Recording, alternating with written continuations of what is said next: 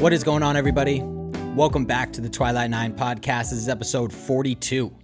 I'm your host, Riley. This week, Charles Schwab Classic, Jason Kokrak, again, for the second time in his last 7 months, I believe, that we'll talk about later, gets a second PGA Tour victory. Pretty awesome. The dude is just so good at everything. Like, there really isn't a weakness in his game, except for, like, his short game can be a little dodgy. But he just does everything really, really well. He keeps up distance-wise. He's a great ball striker. He's a great putter this season, which is very strange when you take into account his putting stats from just back to 2016, which we'll talk about a little bit later in the show. But he's just so solid in everything that it's really hard for him to play like bad golf. And he's just been crazy consistent since the start of 2021. So he grabs the win at the Charles Schwab.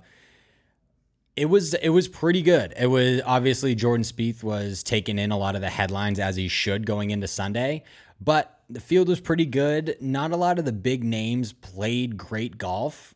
Most of the top five were kind of the names that pop up here and there when the field is really, really weak, right? There was those kind of guys popping up there at the top 10, top 20.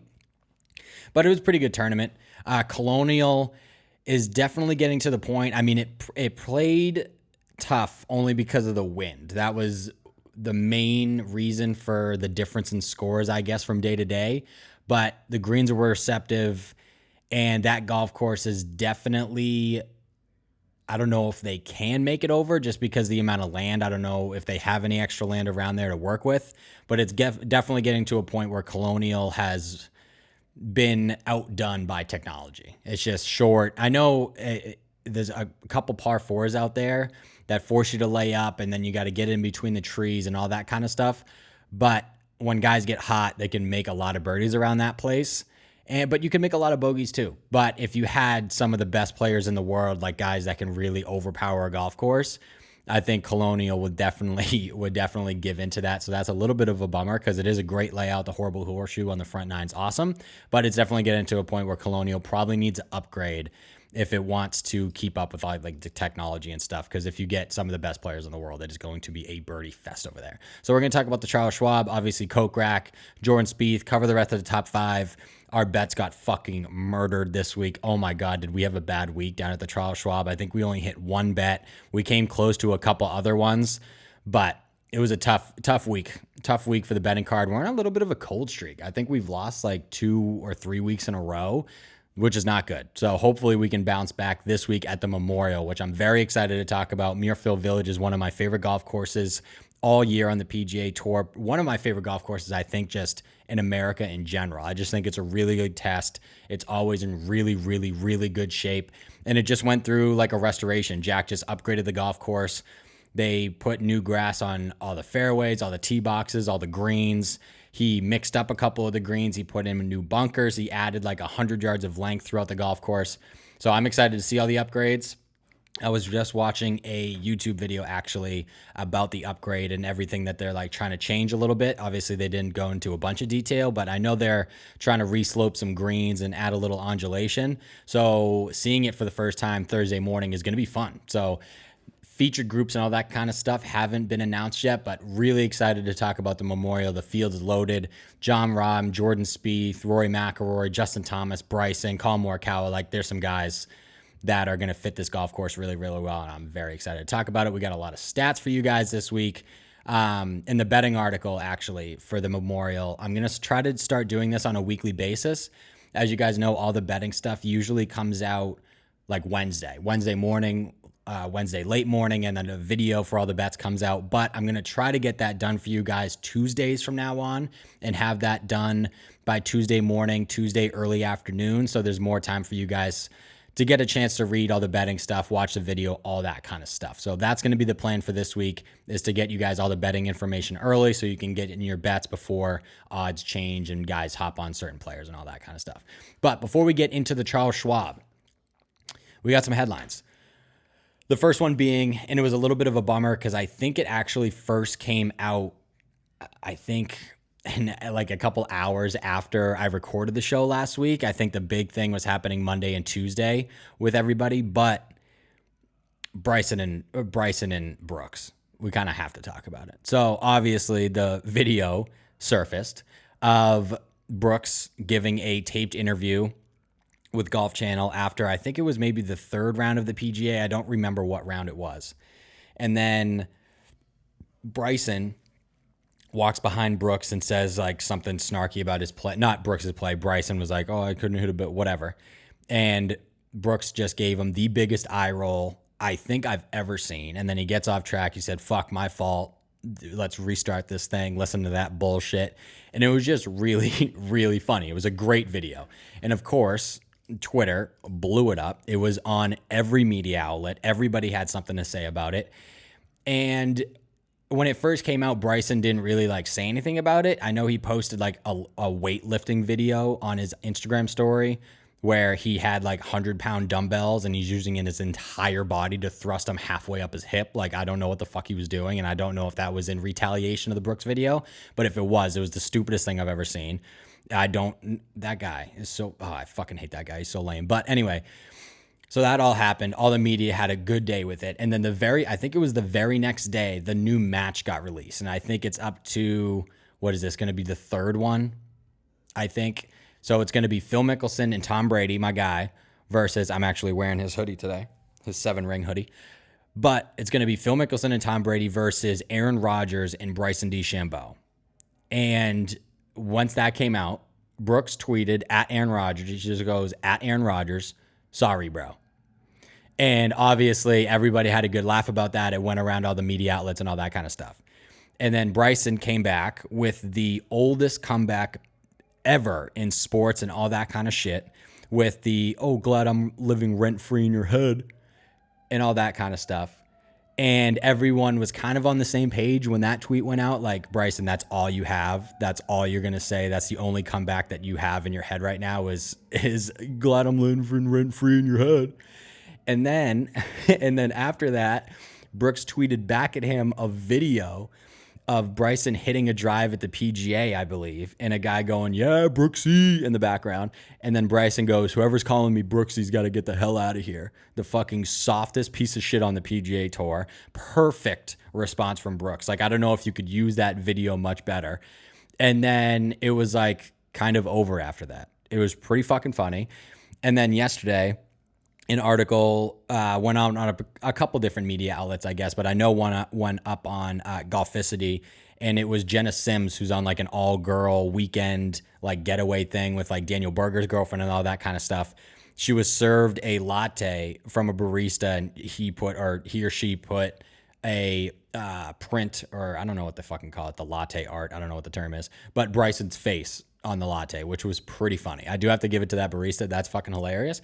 But it was going around. Fucking Dave Portnoy from Barstool is trying to get Bryson to like caddy for him in their like Dave versus Lefty Brooks match now, which would be unbelievable. I don't think Bryson will do it because he's a fucking pussy.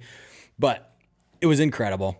So yeah, we haven't heard from Bryson since Brooks tweeted that video of him saying you got to get out of here, which I think is hilarious.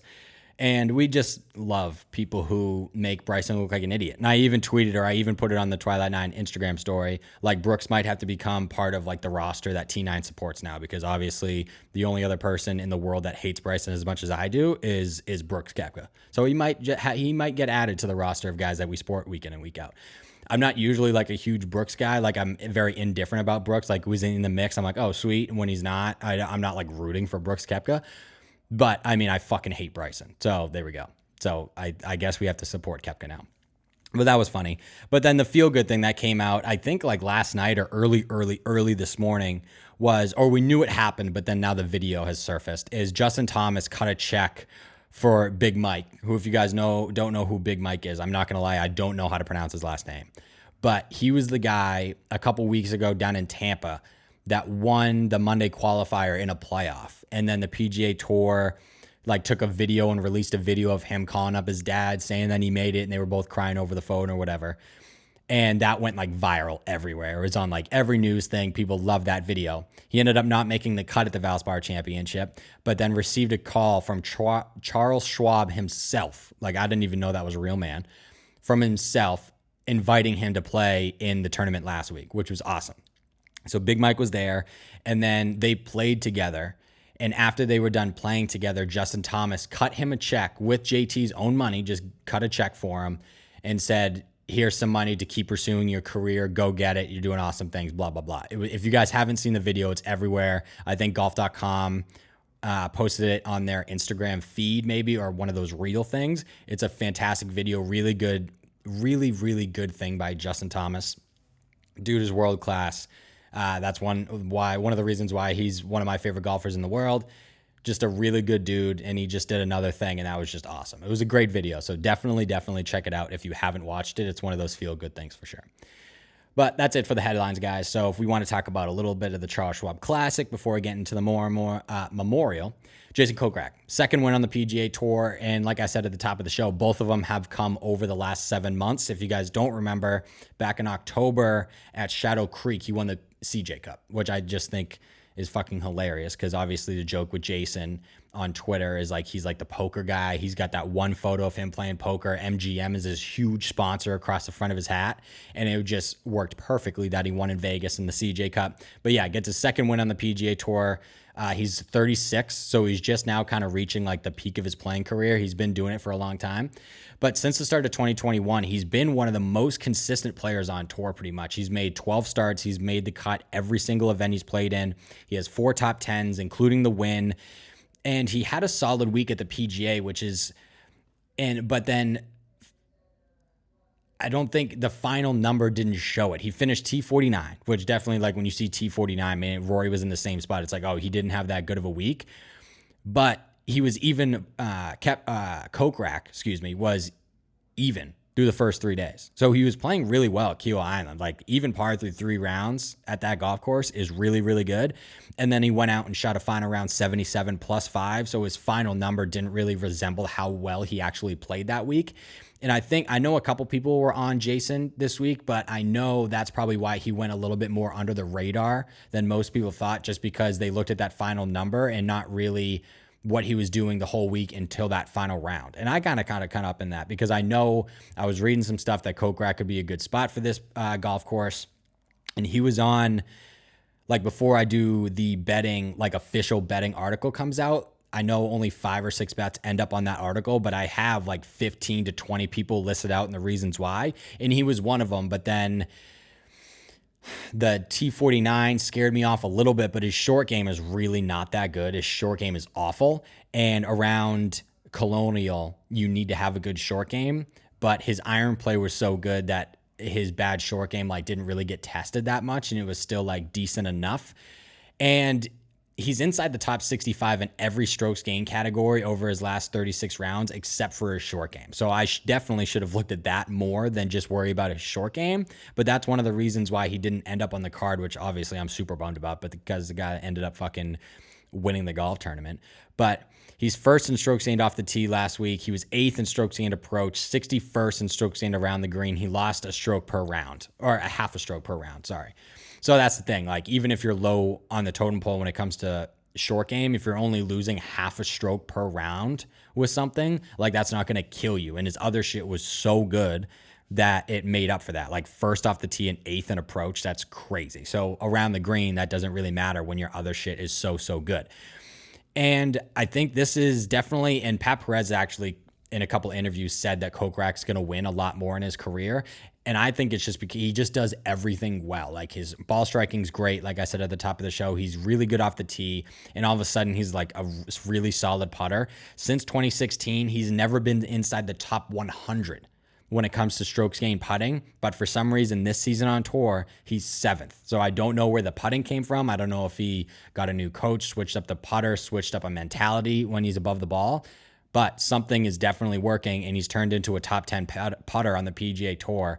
And that's one of the reasons why he's pretty much in it week in and week out. He's one of those guys that even if he's not inside the top 10, when the TV coverage has to put somebody on the TV, someone in the top 40, top 30, it's usually Kokrak because he putts really well. So he makes a good amount of birdies.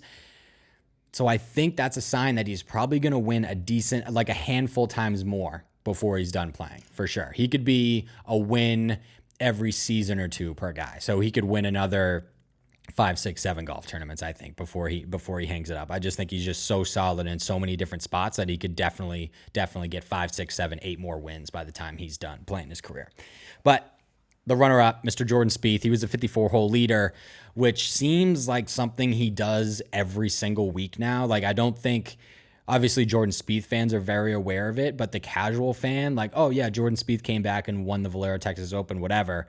But, I mean, this guy is fucking back. Like, he is in the mix every single time he tees it up. I mean, the only times he wasn't was the Players. I think he tied for like 40 something. And then at the PGA, he ended up kind of far down the leaderboard, like T30, I believe, at the PGA. But with the loss on Sunday, he's now converted on 50% of his 54-hole leads. The tour average over the last 10 years when co-leading or leading after 54 is 35%. So he's well above average in that category, which puts this stat in, like, it doesn't even make sense. Tiger is 55 of 59 converting 54-hole leads. That's fucking ridiculous. He's just on a different planet when it comes to the stats. I mean, if you guys are listening to the show, you follow the PGA Tour as much as I do, probably. Converting that many leads after 54 doesn't make any sense. And most of the Tiger stats don't make any sense because he's so much better than everybody else at golf that it's just laughable how ridiculous his like records are. But since missing the cut at the Farmers Insurance Open at Torrey, Jordan has a win, 6 top 5s, 7 top 10s, 8 top 20s. His worst finish is a T48 at the Players, and he was T30 at the PGA. But aside from the Players and the PGA, he hasn't finished outside the top 20 since the Farmers Insurance Open where he missed the cut. He was definitely fighting early on Sunday. He bogeyed 2, 3, 4. His golf swing just didn't look super great all day. He got a couple bounces. He got a couple rolls kind of his way. And he just looked like he was definitely fighting it pretty much right off the first tee. He did make 2 birdies before making the turn at +1 for the day, but then 2 late bogeys kind of kept him at a distance at Kokrak. Couldn't make up for it for a final round +3.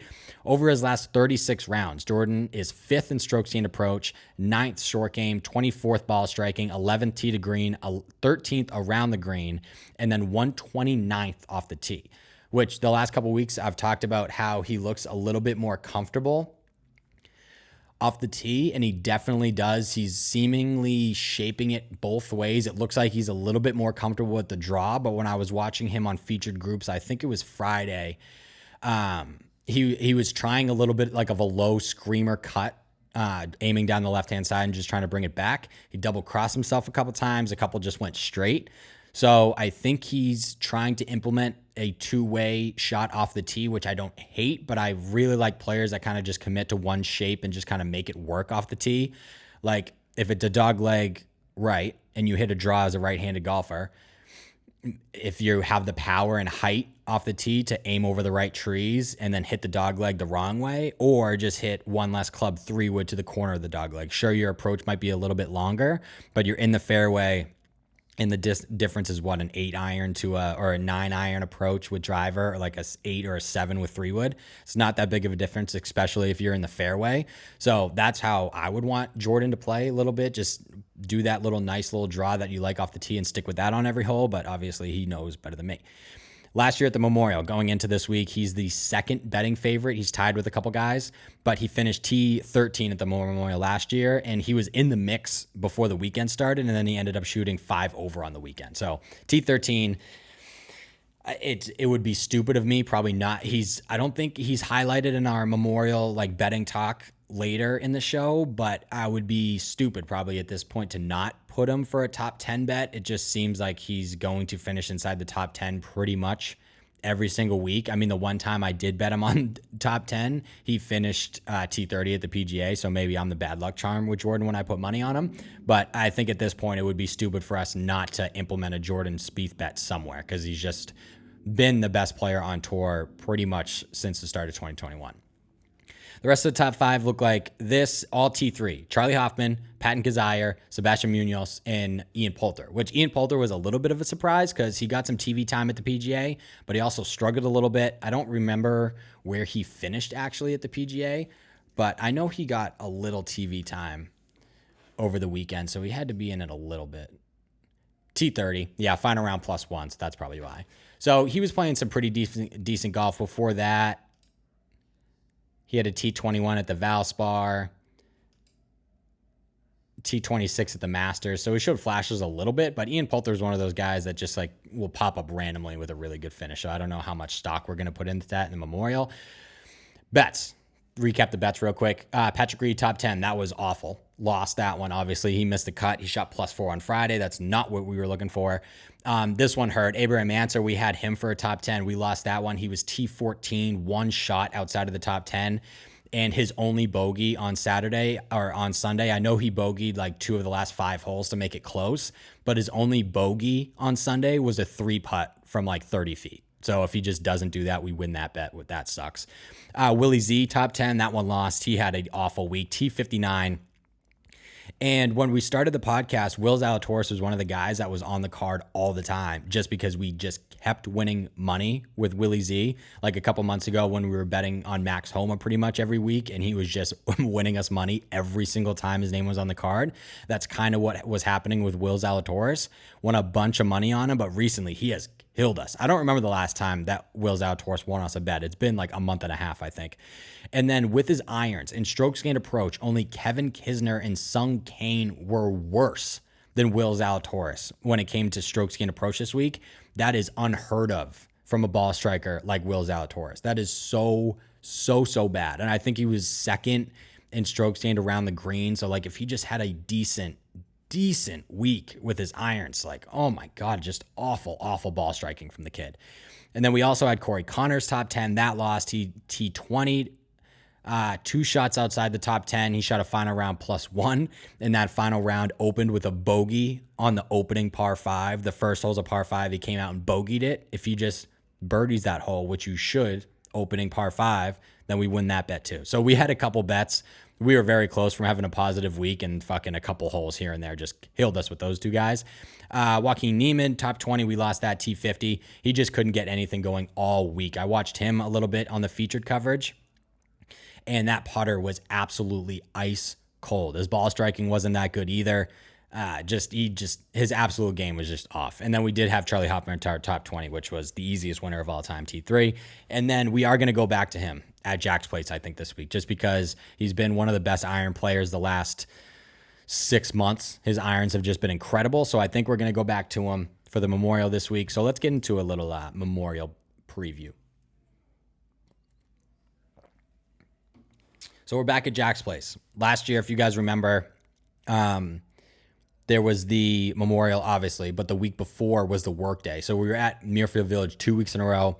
Colin Morikawa won the work day, and then John Rahm won at the golf course last year. I believe it was 9 under, but there's been a lot of changes to the golf course. Like I said at the top of the show, I think they added a little over 100 yards throughout the golf course. They redid the greens, fairways, and tee boxes. They've all been regrassed, and the bunkers have been changed a little bit. It'll be interesting to see the changes in the final score outcome, right? Last year, Rahm won at 9 under, but the golf course was playing absolutely impossible. It was windy. It was completely burnt out, and Jack didn't really care because the renovations were starting as soon as possible.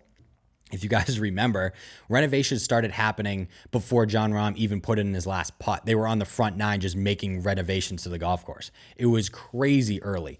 So Jack didn't give a fuck. He even said that. He just didn't give a fuck. He was like, no, we're going to burn this out. We're not doing anything, and the boys will just have to survive it over the weekend. And that's kind of what happened. So he won at 9 under, but usually the winning score is right around in like the mid-teens, like 12 to 15 under. Although Bryson, when he won it in 2019, before he like turned into the Hulk, I think he won it at like 19 under. And that's when Jack went on his big spiel about like turning back the golf ball and we're going to lose these golf courses because we're running out of land. That's when that speech happened. So, but aside from the 9 under and the 19 under, the winning score right around like 12 to 15 under is usually what we're looking at there. Field, defending champion John Rahm is obviously here. He is returning as the betting favorite again. Actually, I don't know if he was the betting favorite last year, but he returns as the betting favorite. The last time we saw the world number 3, he finished inside the top 10 at the PGA Championship. Aside from his win at Memorial, he honestly doesn't have a great history. Like, he doesn't play in this golf tournament a lot. I think the last start before he won Memorial was a couple years ago, and I think he was like T40 something, and I think he has like a miscut mixed in there. So Jon Rahm doesn't have extensive history at Muirfield Village, but he does have a win. So that'll do it. Jordan Spieth, like I mentioned already, fresh off his 6 top 5 this season, is tied for second in betting odds. FanDuel has him at plus 1,400. He's just been incredible since Torrey. I don't think anything's going to slow him down. Like I mentioned already, in 2020, he finished T13 here. And our guy's back this week. Rory McIlroy, he finished T49 at the PGA, and that was really due to his finish on Friday. I know we went over this already a couple weeks ago in the recap pod, but he got it all the way back to even par on Friday. And then he bogeyed 16, 17, and 18 to finish +3, and that fucking sucked. That was all the momentum. Made a really bad bogey on 18. He hit a pretty good drive. I think he was in the middle of the fairway. And then Xander was all lost fucking in the left rough, and they had to wait, I think, like 20 minutes in the fairway. And then he pulled his second, chubbed a chip, and then got up and down for bogey. So that sucked. He was 32nd here last season, but grabbed a top 10 back in 2018. I think he missed the cut in 2019. Other big names in the field include Bryson, Collin Morikawa, Justin Thomas, Viktor Hovland, and Xander Schauffele. Golf course, Muirfield Village, par 72, 7,500 yards, a little over 7,500 yards, and bent grass greens. And then I'm reading off my betting article right now, so I'm going through it a little bit, but I did embed a YouTube video for you guys that you can go hole by hole at Muirfield if you don't know the golf course very well. It's like a 10-minute video where you can kind of take a course tour of Muirfield Village. A guy narrates the entire thing. He'll explain like where to miss and all that kind of stuff. And then he included I think hole 2 is the second most difficult hole on the golf course, and then number 5 is really tough. Is 5 the par 5? I forget. All I know is the first hole is dogleg right. If you want to draw it, you're gonna have to take it over some fairway bunkers. Fairway slopes right to left, so it hurts if you hit a draw because obviously it's coming over with that spin. Right to left, fairway, you probably miss it in the left rough, so a cut is probably preferable off that one. It is a golf course, though, where you can definitely work the ball both directions. You don't need, like, a cut or a draw isn't the preferred shot shape. Like, both shot shapes have won at this golf course, before. Like, Jon Rahm cuts the ball, but over the last, 5-6 seasons, Patrick Cantlay has been far and away the best player at this golf course, and he hits a draw. So it can go either way. Bryson, again, he's won this tournament. He's a drawer of the golf ball. Weather. So this might come into play also when the betting article gets released on Tuesday. But Tuesday's weather, cloudy, no rain, nothing really going on. Wednesday, though, 68 and 88% chance of rain, and it's going to be windy. So it's already a 7,500-yard golf course. If it rains, if it's going to be wet going into Thursday, that brings up the guys that carry it more. Driving distance becomes a little bit more important if the golf course is wet. If the ball isn't hitting fairways and running out, it's going to stop. And that's when carry distance is huge.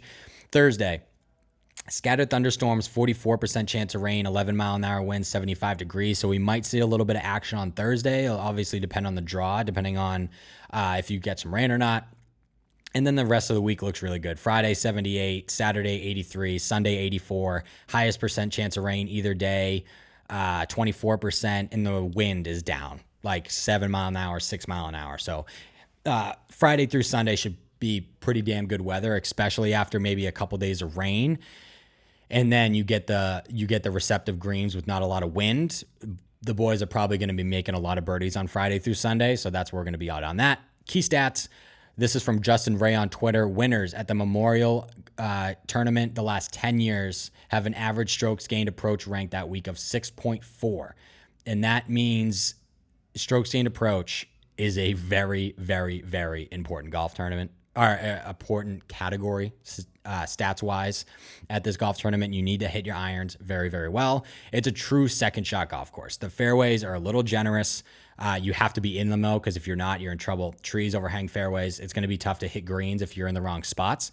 But the fairways are a little bit generous, jack design, so you can get in the fairway, but you have to be in the right portions of the fairway. And then your second shots are so, so important. We're going to be looking for ball strikers this week.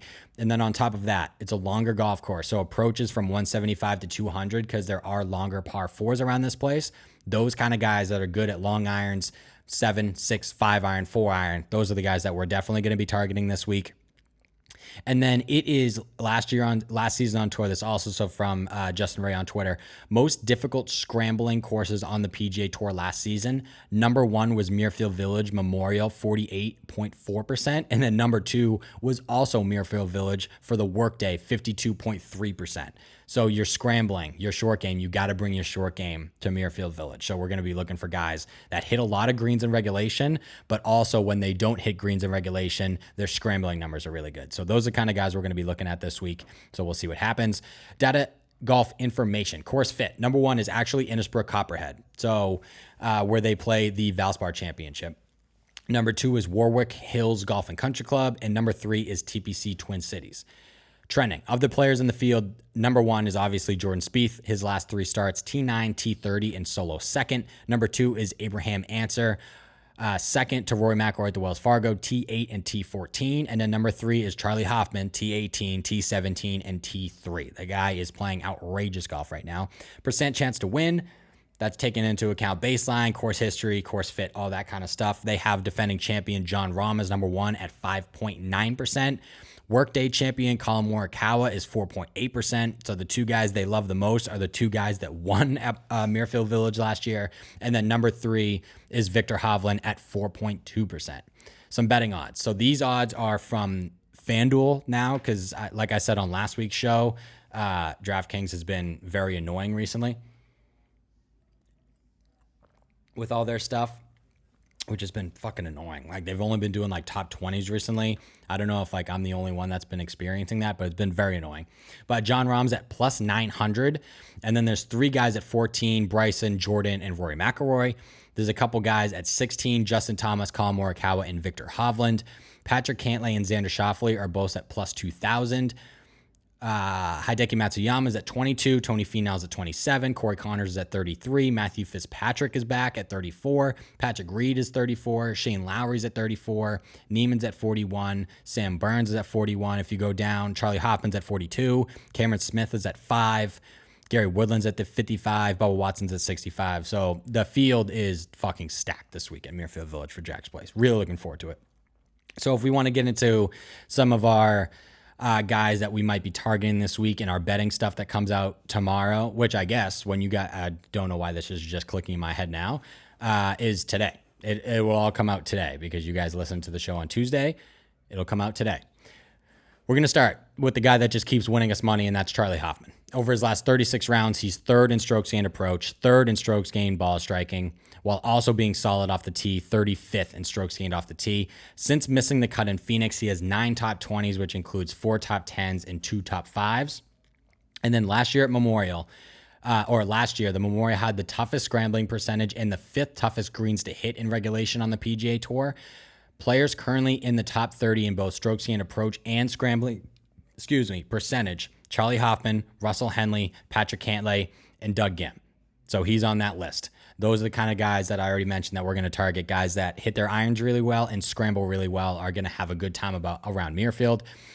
You have to go back to 2017 for the last time Charlie made the cut at this event. But again, I like his current form over his history at this golf course. I think he's just playing really good golf right now. On DraftKings, he is plus 190 for a top 20, but once all the odds come out, especially for FanDuel, you're probably going to be able to get Charlie Hoffman for plus money for a top 30. That's where I would put him, just because I did say that I'm not super worried about his history at Muirfield, but a top 30 bet gets you a little bit more wiggle room, even though you might lose some value. I would put him in that spot probably. Corey Connors came up a few shots short of cashing us a top 10 bet last week. But again, in a stronger field at Muirfield Village, where most of the top players in the world are here, he kind of moves down a notch when it comes to betting odds. So you're probably going to be able to get pretty good value for him for a top 20.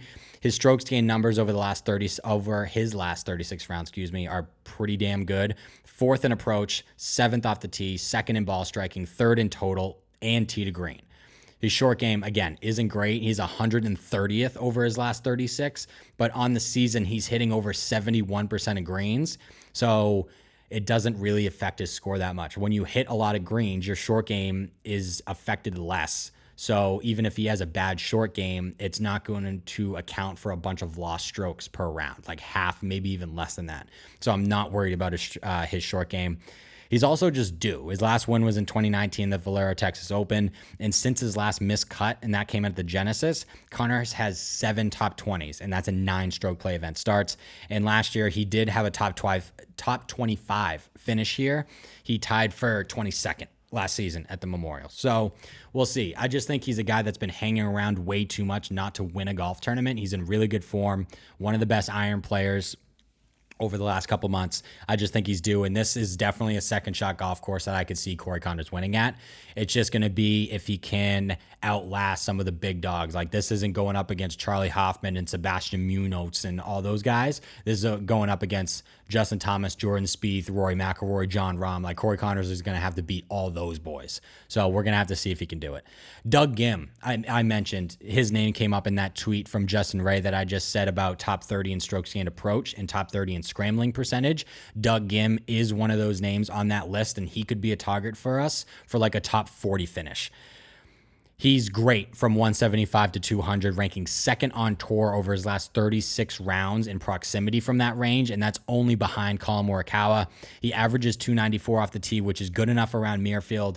Muirfield is more about accuracy for sure than it is distance. I know that may change if they get a bunch of weather move in there on Wednesday and kind of soak the golf course. Then driving distance becomes much more important because you don't want to be hitting 5 or 4 iron into every one of those greens. But as it stands right now, accuracy, being in the fairway around Muirfield Village, especially the right portions, is definitely more important. And this season on tour, he ranks 37th in fairways and regulation. So he's very accurate with the big stick. So we'll see if we end up taking Doug Ghim for a top 40 finish. Kevin Streelman is another guy he's another guy that's been lurking. He came out of the PGA Championship on Sunday and birdied his first 2-hole. Everybody panicked because they thought Kevin Streelman was going to win a PGA Championship and be the most boring fucking major champion maybe of all time. He ended up obviously not winning. He finished T8, I believe. Phil Mickelson left him hanging, which I thought was hilarious. But he did finish top 5 here in 2019, and he could be another name, along with Doug Ghim, that we kind of put in that top 30, top 40 range. He has 3 straight top 20 finishes, including, like I just said, a top 10 at the PGA. He's 7th in his last 36 rounds from 175 to 200 in proximity, so he's really good from there. He's a good long iron player. He's inside the top 35 in every strokes gained category over his last 36 rounds, aside from his short game. But he hits a lot of greens. So again, same kind of thing with Corey Connors. When you hit a lot of greens, your short game is tested less. So the effect that it has in lost strokes per round against the field goes way down. So if Streelman was missing a bunch of fucking greens, but then also had a shitty short game, that's going to affect it a lot. But he hits a lot of greens, so it doesn't really affect him that much. So he, again, is going to be in that same kind of category, top 30, top 40. I know, let me refresh FanDuel to see if they have any more bets for us. No, they still only have outright. Kevin Streelman, plus 5,000. So I think on FanDuel, once all the odds come out, you should be able to get plus value for a top 30 for Streelman. I don't know about 40. We'll have to see if it's not plus value for a top 40. I don't know if he's going to end up making the cut just because this is a star-studded field. And again, those guys kind of go back down to their normal spot when all the boys come out to play, but we'll see. And then to end the show, we got 3 guys, obviously some of the favorites in the field. I don't know if I'd say that he's like coming in under the radar. I don't think that's what he's doing because he's playing really good golf and he has a gigantic name. But I think Colin Morikawa has been playing like sneaky golf over the last like month and a half. People are talking about Colin Morikawa. They're always going to talk about Colin Morikawa, but it's not like some tournaments where it's like, oh, Colin Morikawa is going to win this one. Oh, Colin Morikawa is going to win this one. He's kind of been like sneaky playing really good golf. Since the match play, he's made 4 solo starts.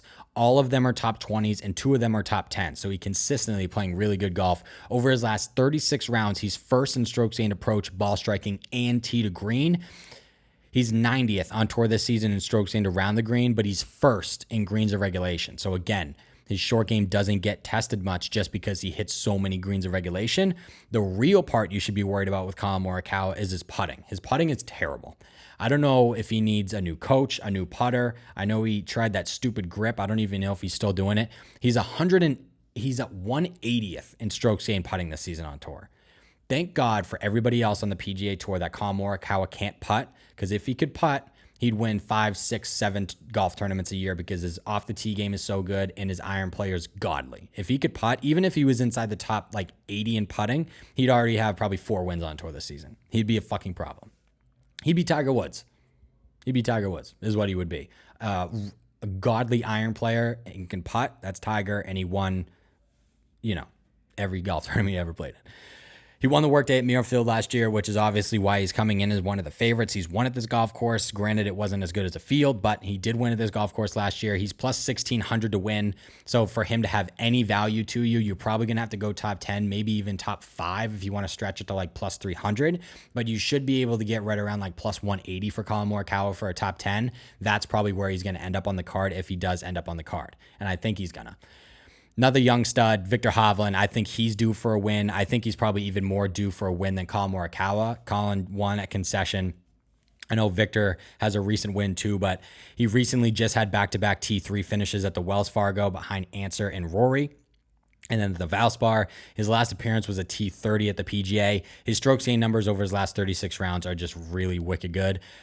Strokes gain total, he's 6th. Strokes gain tee to green, he's 9th. Strokes gain ball striking, he's 5th. Strokes gain short game, 42nd. Strokes gain off the tee, 5th. Approach, 19th. And then putting, 38th. So again, his putter is pretty good. And his huge weakness used to be his short game. Like he was a terrible chipper. He was kind of yippy. He was chunking. He was blading, all that kind of stuff. He's turned it around. I know in his last 36 rounds, he's like 134th first in strokes gained around the green. But again, his iron play is so good that it doesn't really get tested that much. And when it is now tested, it's pretty damn good. It's a pretty damn good short game. Over his last 36 rounds, he's 11th in proximity from 175 to 200 yards. So again, that range is going to be really good this week, especially with the rain coming in. If they don't get a bunch of rain, then these guys that are longer off the tee probably won't have that many approaches from that range. But if they do get rain, they are going to be in that range a lot. And Viktor Hovland is great from that range, 11th. Again, he's with Colin Morikawa plus 1,600 to win, so he's not an underdog whatsoever. He's one of the bigger names in the field. I just think that kid is due for another win, and I think Memorial at Muirfield Village is a golf course that suits him very, very well. And then the last guy we're going to talk about real quick is obviously our guy, Rory. He's going to be on the card somewhere. I don't know where he's going to put him. Group winner, top 10 somewhere, but he's going to be on there. His strokes gain numbers over his last 36 rounds, 22nd total, 18th tee to green, 20th ball striking, 9th off the tee, 49th in approach, and 105 in short game. His wedges have become a lot better. I'll talk about that in a second. He was 2 under going into Sunday at Memorial last year. He was very much in the mix. Obviously, he would have had a really good final round to win that golf tournament, but he shot a final round 78 and finished T32. I know a bunch of guys shot really bad scores that day because it was fucking impossible, burnt out, windy as shit. It was a bloodbath Sunday at Memorial, but 78, not great. Finished T32. He's 38th in his last 36 rounds from 175 to 200. So again, he's been one of the better long iron players on tour for the last 5, 6, 7, 8 years. So that is kind of where you want to see him, but I'm more impressed by his 100 to 125 range. He's ranking 13th in that category over his last 36 rounds, and that can be right on his new coach, Pete Cohen. Cohen is a wedge guy. Rory needed help with his wedges. He needed to know what he was doing wrong in the golf swing. It looks like his golf swing's a little bit better. He's forcing a cut a little bit too much, which I don't love. I think his eye line is definitely, let me just step up and hit a little bit of draw. And if it cuts a little bit, that's fine. You're still going to be in the fairway. But when he's trying to hit a cut too much, he's either leaving the face way open and just, I mean, he hit how many fucking balls into the water on 10 and 1 at the PGA Championship a couple weeks ago. But then he can also double cross it, overcut it. His cut is not perfectly there yet. But again, wide fairways at Muirfield Village. So maybe the big miss, not certainly as in play as it was at Kiowa. So we'll see about that. But his wedge play is pretty good, especially he's second on tour this season in driving distance. So he's going to have more approaches from shorter than other guys. And that, being 13th in that category is huge. So I don't know where we're going to put him. Again, he's tied for second in betting odds at 1,400. I think if I go to DraftKings real quick, let me just go to top 10 odds for this golf tournament. Rory's plus 130 on DraftKings, which means he'll probably be like 160 on FanDuel. So if you guys want to put him there for a top 10, you could probably definitely get better odds from him as like a group winner, compared to like a top 10 finish. But we'll see where we'll put him. It also depends on like who's in their group, obviously. But that's who we're thinking about so far, guys. But yeah, so the betting shit is going to come out today when you guys are listening to this. I'm going to try to get it out Tuesday late morning to early afternoon, somewhere around like 11 to 3. You guys should have all the betting information and all that kind of stuff already. Kind of change it up. Make sure you guys have time to read all of it. But yeah, that's it. I'm super excited about this golf tournament. It's always one of my favorite ones of the year, but especially watching the hole by hole and the restoration video, I think it's one of my favorite golf courses on the PGA Tour schedule. I really, really do like it. It's always in great condition. Obviously, we'll have to see until Thursday to see with the restoration taking place if it's in its usual just pristine condition. But very excited to get back to this golf tournament. Follow us on the socials. At Twilight9Pod is the Instagram. At @RileyHamill_ is my personal IG. Make sure you guys are sending in questions and all that kind of stuff. First instructional video. I know I say this seemingly every episode, but I actually have all the equipment now. I got like a mic and all that shit for the camera and like a mic to go on my shirt or on my ear or something like that. I have all that shit now. So hopefully Tuesday or Wednesday, that's going to be good weather up here so I can finally film the first instructional video. I think it's just going to be a drill to improve ball striking. So that's going to be coming hopefully either Friday or this weekend. So be on the lookout for that. That'll be announced on Instagram and all that kind of stuff. But finally, we have all the fucking equipment to do it. So that's pumped. But yeah, guys, share the show around. If your friends love golf and don't listen to the show already, love hearing from you guys. The show is just good. It's good to have all you guys listening. So share it around. Follow us on socials. Enjoy the golf this weekend. And I will talk to you guys next week to recap the Memorial. Peace, guys.